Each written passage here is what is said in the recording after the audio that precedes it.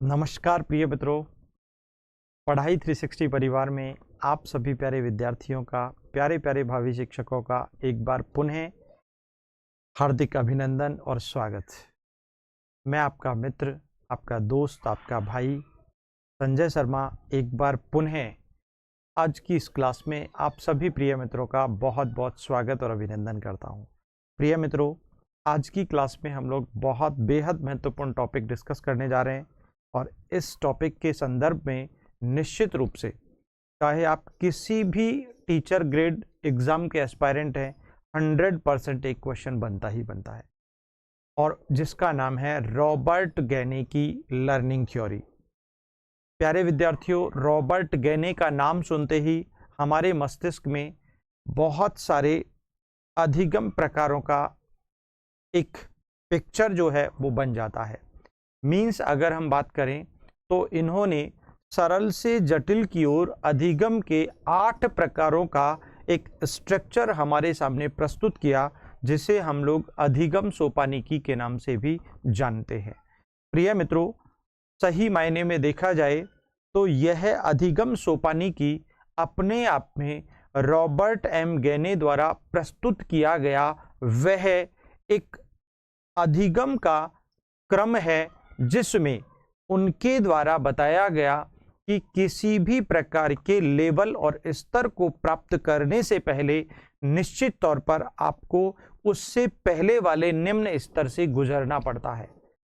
तो इन सब बातों को ध्यान में रखते हुए आज के टॉपिक में हम लोग डिस्कस करने जा रहे हैं, वो है रॉबर्ट गैने का अधिगम सिद्धांत। प्रिय मित्रों, जैसा कि आपको पता है, जैसे ही रॉबर्ट गैने का नाम आता है तो आपके जहन में ढेर सारे प्रश्न बनते होंगे। भाई, ये रॉबर्ट गैने जो हैं ये कहाँ के रहने वाले थे? सबसे पहली बात, इनका जन्म 1916 में हुआ था और इनकी डेथ, उसके अलावा अगर हम बात करें तो 1916 के बाद इनकी डेथ 2002 में, यानी यार ज़्यादा अंतर नहीं है, ये तो नज़दीकी ही व्यक्तित्व के धनी है, यानी बहुत ज़्यादा टाइम नहीं हुआ है। लगभग हम बात करें तो 84-85 ईयर्स के इन्होंने अपने जीवन काल में बहुत सारे ऐसे सिद्धांतों को, बहुत सारी ऐसी अवधारणाओं को प्रस्तुत किया जिनके आधार पर यह समझ में आता है कि निश्चित तौर पर सीखने का भी एक सरल से जटिल प्रकार का एक क्रम होता है। दुनिया का कोई भी शिशु, कोई भी प्राणी, कोई भी बालक, कोई भी मानव निश्चित तौर पर एक निश्चित क्रम में सीखता है और उसे सीखने के किसी भी लेवल पर पहुंचने से पहले उसे उसके पहले वाले, उसके पूर्व वाले निम्न स्तर से गुजरना ही पड़ता है। इसीलिए इनका एक बहुत अच्छा कॉन्सेप्ट आता है। और दूसरी बात, रॉबर्ट एम गैने अमेरिका के रहने वाले थे। प्रिय मित्रों, कहाँ के रहने वाले थे मेरे मित्र? अमेरिका के रहने वाले थे। तो आपके दो क्वेश्चंस बन गए। भाई, 1916 में इनका बर्थ हुआ, 2002 में इनकी डेथ हुई। ये अमेरिका के रहने वाले। इनकी एक फेमस बुक है और उस बुक का नाम है रॉबर्ट एम गैने की जो फेमस बुक है बेटा, वो फेमस बुक कौन सी है? वो है द कंडीशंस ऑफ लर्निंग। कौन सी है मेरे मित्र? The conditions of learning.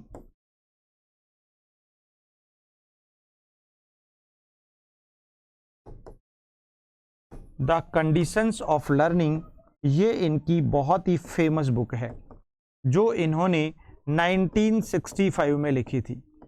एक बहुत अच्छी बात यहाँ पर आपको समझ में आनी चाहिए, ये इनकी बहुत फेमस बुक है और इसी बुक में इन्होंने यहाँ पर सीखने की परिस्थितियों और स्थितियों का बहुत अच्छे से बखूबी जिक्र किया है। ठीक है प्यारे मित्रों, तो द कंडीशंस ऑफ लर्निंग 1965 में जो बुक लिखी गई, इस बुक का ये पहला संस्करण था और इसके लगभग ठीक 4 साल बाद इसका दूसरा और तीसरा, यानी 1969 में दूसरा और तीसरा संस्करण इन्होंने प्रतिपादित किया, संचालित किया, या फिर हम कह सकते हैं उसे प्रेस्क्राइब्ड किया। क्लियर है? तो ये बात यहाँ पर आती है। फिर उसके बाद जब हम आगे बढ़ते हैं तो इनका यहाँ पर एक अधिगम सोपानिकी इन्होंने प्रस्तुत की। अधिगम सोपानिकी की जब हम बात करते हैं तो एक डायग्राम हमें मिलता है। इस डायग्राम के आधार पर हमें समझ में आता है कि इन्होंने अधिगम के सोपानों के क्रम को निश्चित तौर पर यहाँ इस डायग्राम में प्रदर्शित किया, और जिस डायग्राम के माध्यम से हम समझते हैं, देख लीजिएगा यहाँ पर अगर मैं आपसे ऐसी बात करूं, अगर हम लोग इस संदर्भ में बात करें तो हमें समझ में आता है, देखिएगा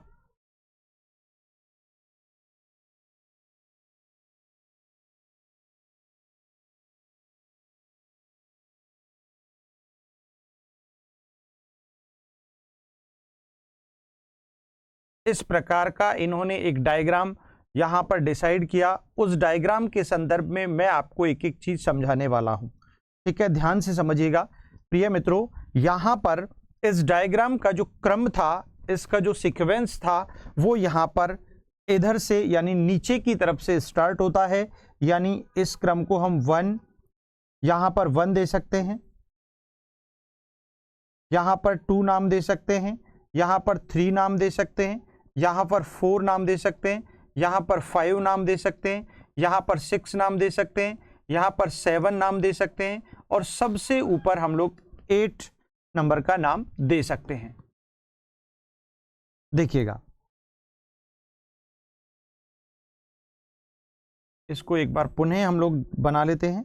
1 2 3 4 5 6 7 और 8, ठीक है। ये इसका डायग्राम था, जिसमें सबसे पहले हम डिस्कस करते हैं। नंबर 1 पर आता है संकेत अधिगम, जिसे साइन लर्निंग के नाम से जाना जाता है। संकेत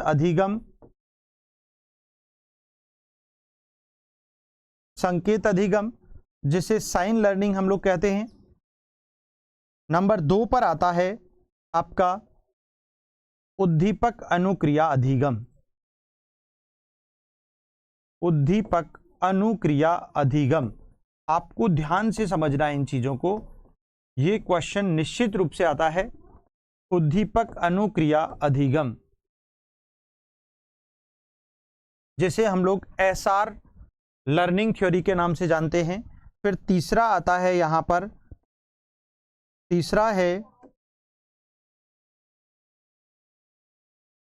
तीसरे के अंतर्गत हम लोग डिस्कस करने वाले हैं, वो है आपका श्रृंखला अधिगम। कौन सा है मेरे मित्र? श्रृंखला अधिगम,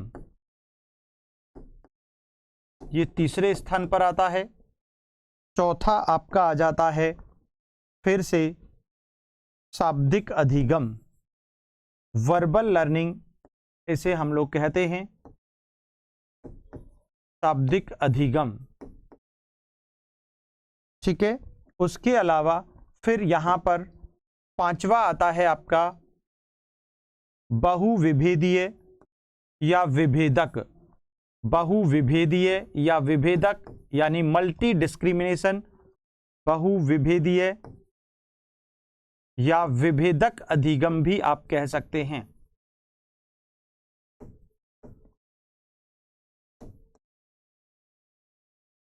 ठीक है, इसमें से कितने सारे क्वेश्चंस कैसे कैसे बन सकते हैं, उन सभी क्वेश्चंस की यहां पर अपन चर्चा करेंगे। क्लियर है बेटा? उसके बाद छठा आता है आपका संप्रत्य या फिर संकल्पना,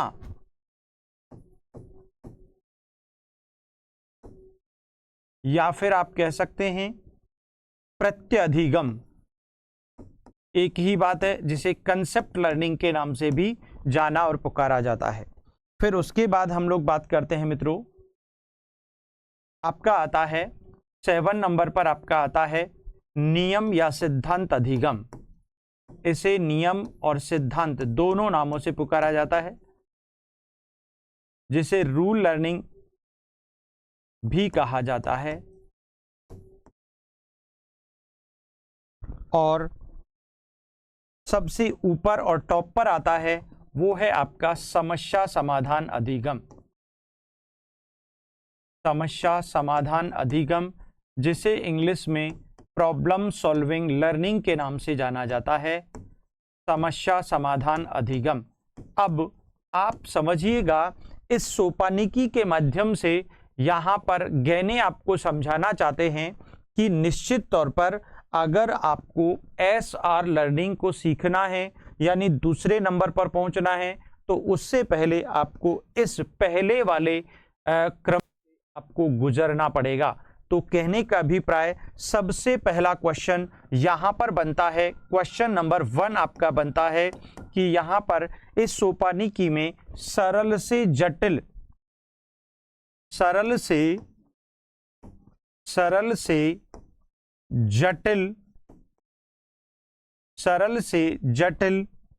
के अधिगम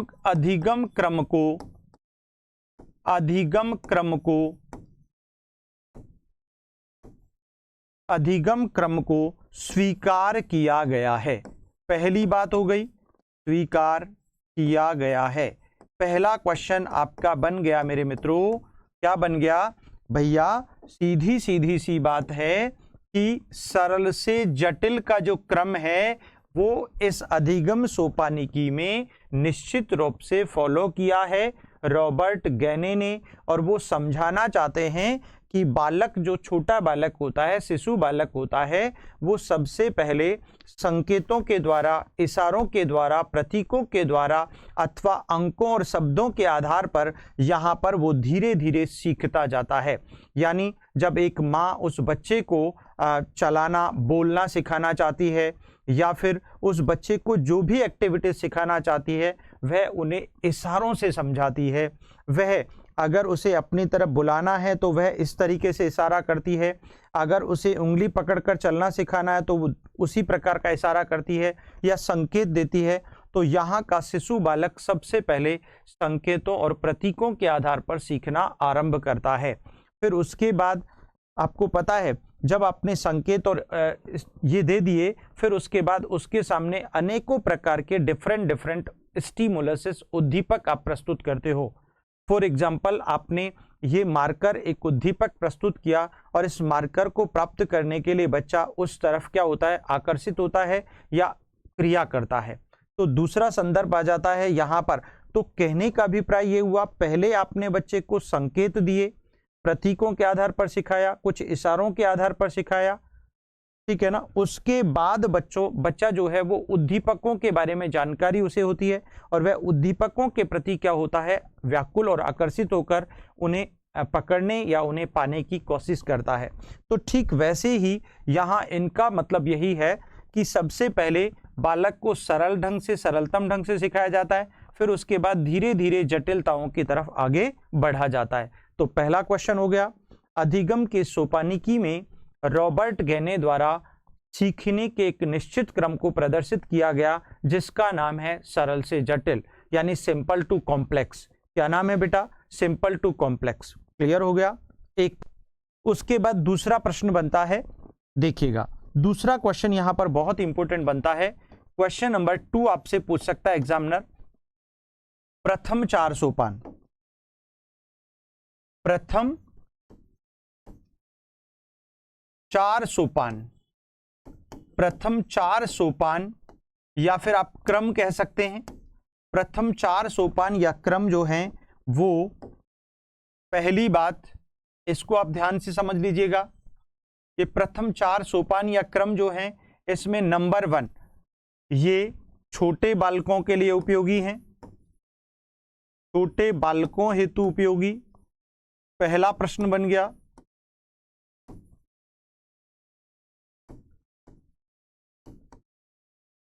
उसके बाद दूसरा इसका कॉन्सेप्ट बन जाता है, नंबर 2 पर हम चलें तो दूसरा इसका कॉन्सेप्ट आपका बनेगा मेरे मित्र, वो है प्राथमिक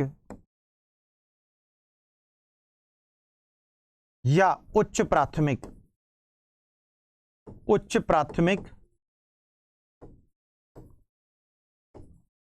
स्तर हेतु उपयोगी, प्राथमिक और उच्च प्राथमिक स्तर हेतु उपयोगी है। ठीक है। तीसरा अगर हम बात करें, तीसरी की अगर हम बात करें तो इसका संबंध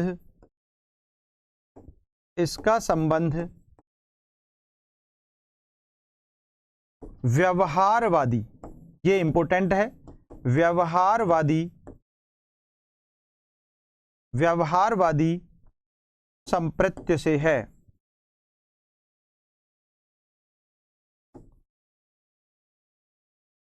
कुल मिलाकर आपने सीखा, ये छोटे बालकों के लिए उपयोगी है, प्राथमिक उच्च प्राथमिक स्तर के बालकों हेतु उपयोगी है। एक अच्छी बात यहां पर हम सीखते हैं कि सबसे ज्यादा वे बालक, नोट डाल के लिख देता हूं, याद रखना, वे बालक जिनकी बुद्धि का वे बालक जिनकी बुद्धि का पूर्ण विकास नहीं हुआ है नहीं हुआ है नहीं हुआ है वे नहीं हुआ है वे प्रयास व त्रुटि द्वारा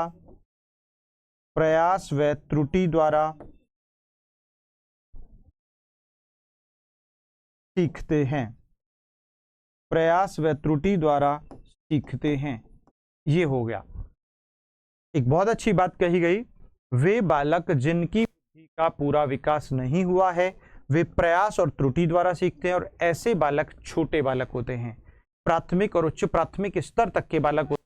लेकिन इसकी तुलना में वे बालक जिनकी बुद्धि का पूर्ण विकास हो चुका है वे तर्क, चिंतन, कल्पना एवं वैचारिक दृष्टिकोण अथवा अंतर्दृष्टि के आधार पर सीखते हैं। इसी कारण अंतिम 4 सोपानों का जो कॉन्सेप्ट है वो यहां पर समझ में आता है कि उनका संबंध संज्ञानवादी विचारधारा से है। क्लियर हो गया प्रिय मित्रों?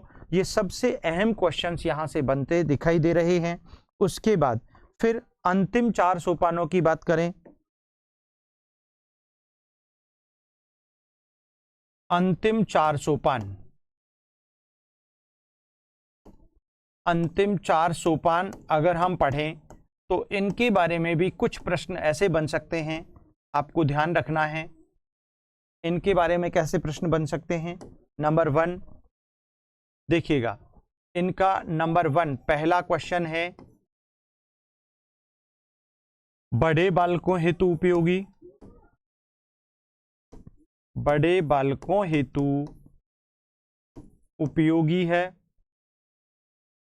बड़े बालकों हेतु उपयोगी है।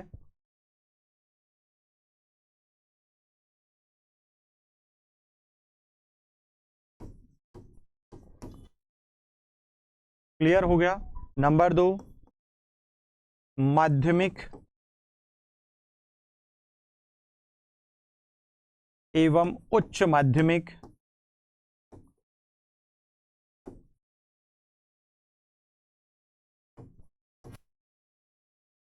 स्तर के बालकों हेतु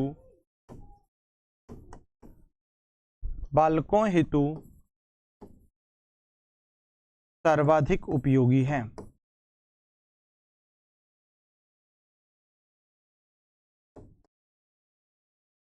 क्लियर हो गया? नंबर 3 इसका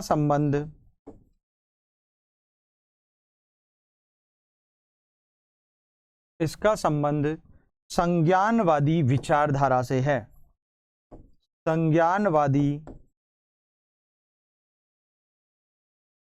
संज्ञानवादी दृष्टिकोण या विचारधारा से है।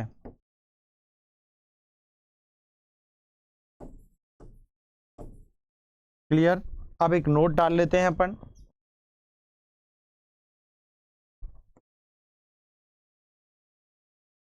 वे बालक जिनकी बुद्धि का पूर्ण विकास हो चुका है।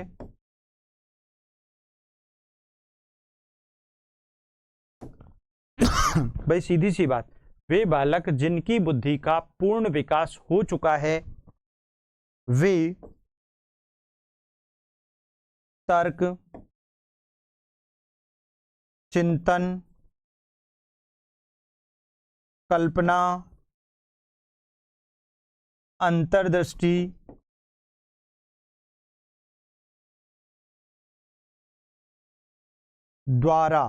आदि द्वारा सीखते हैं, आदि द्वारा सीखते हैं। ये बात आपको क्लियर हो गई होगी और ये बात यहाँ भी समझ में आ गई होगी कि अंतिम 4 सोपानों का सीधा सीधा संबंध संज्ञानवादी दृष्टिकोण अथवा विचारधारा से होने के कारण ये सभी बालक अपने तार्किक दृष्टिकोण, काल्पनिक दृष्टिकोण, वैचारिक दृष्टिकोण और मानसिक दृष्टिकोण के आधार पर समस्याओं का समाधान करते हैं। इस आधार पर यहाँ पर ये माना गया कि इसका पूरा का पूरा संबंध आपका किससे हो जाएगा, निश्चित तौर पर संज्ञानवादी विचारधारा से हो जाएगा। क्लियर हो गया प्रिय मित्रों? तो ये तो बात थी इन सोपानों की बेसिक पृष्ठभूमि की। अब अपन बात कर लेते हैं, यहाँ पर देखिएगा क्वेश्चन नंबर 4 जो सबसे इंपॉर्टेंट बनता है वो है सबसे निम्न सोपान कौन सा है। सबसे निम्नतम सोपान कौन सा है, निम्नतम सोपान कौन सा है या अधिगम कौन सा है, कुछ भी पूछा जा सकता है। आपसे एक प्रश्न पूछ लिया और इसका उत्तर हो गया सीधे सीधे से, पर आंसर इसका आप दे देंगे संकेत अधिगम, जिसे साइन लर्निंग के नाम से जानते हैं। संकेत अधिगम कौन सा हो गया मेरे दोस्त? संकेत अधिगम, जिसे साइन लर्निंग हम लोग कहते हैं।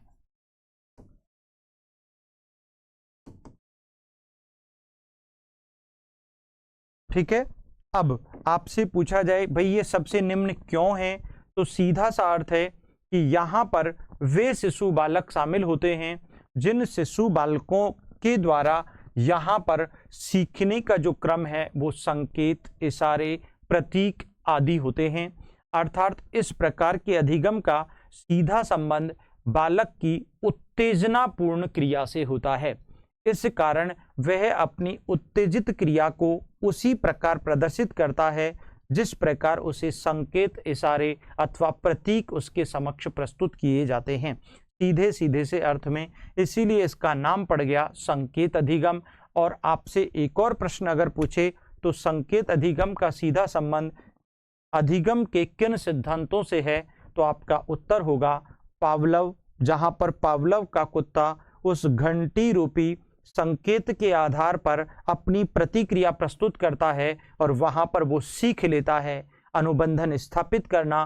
ठीक उसी प्रकार यहां पर हम लोग समझते हैं कि संकेत अधिगम का सीधा संबंध पावलव की थ्योरी से हम लोगों ने माना। किससे माना? जहां पर एक प्राणी उस संकेत के आधार पर अपनी प्रतिक्रियाएं प्रस्तुत कर अनुबंधन द्वारा सीखता है। यही इसका सबसे बेस्ट और आपका बिल्कुल यूजफुल एग्जाम्पल बन जाता है। क्लियर हो गया?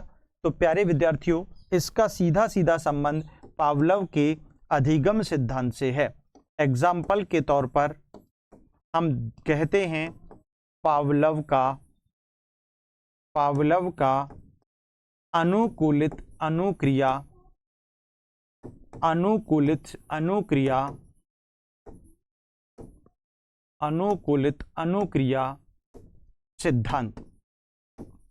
सिद्धांत ये इसका एग्जाम्पल है, जहां पर मैंने आपको बताया कि पावलव के प्रयोग के दौरान कुत्ते द्वारा घंटी के प्रति जो प्रतिक्रिया प्रस्तुत की जाती है उसे साइन लर्निंग का बेस माना गया और वो सबसे बेहतरीन एग्जाम्पल हम लोगों ने प्रस्तुत किया। चलिए इसी के आधार पर और बहुत सारे एग्जाम्पल्स मैं आपको बताता हूं। सर्कस में एक जोगलर, एक मदारी द्वारा जिन भी पशुओं के साथ जो खेल दिखाए जाते हैं उनमें आपने देखा होगा निश्चित तौर पर कि डमरू की आवाज पर एक भालू, एक बंदर, एक लॉयन तक वो उसकी डमरू की धुन पर नाचता है।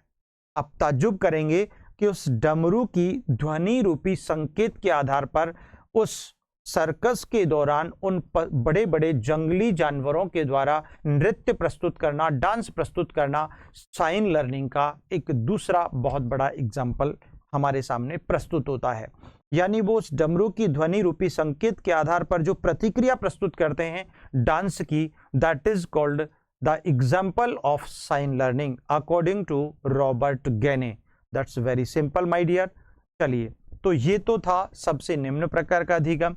दूसरा आपसे एक और प्रश्न बन सकता है और वो है प्रिय मित्रों क्वेश्चन नंबर 5 की अगर अपन बात कर लें तो वो आपका बनता है कि भाई सर्वोत्तम और सर्वश्रेष्ठ लर्निंग कौन सा है। सर्वोत्तम या सर्वश्रेष्ठ या फिर उच्चतम अधिगम कौन सा है, ये प्रश्न बना सकता है आपसे।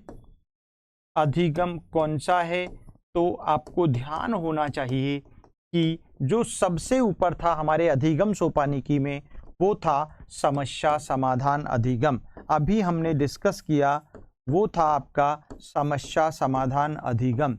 और मेरे प्रिय मित्रों, समस्या समाधान अधिगम का सीधा सीधा संबंध समस्या समाधान अधिगम, जिसे प्रॉब्लम सॉल्विंग लर्निंग के नाम से भी हम लोग जानते हैं।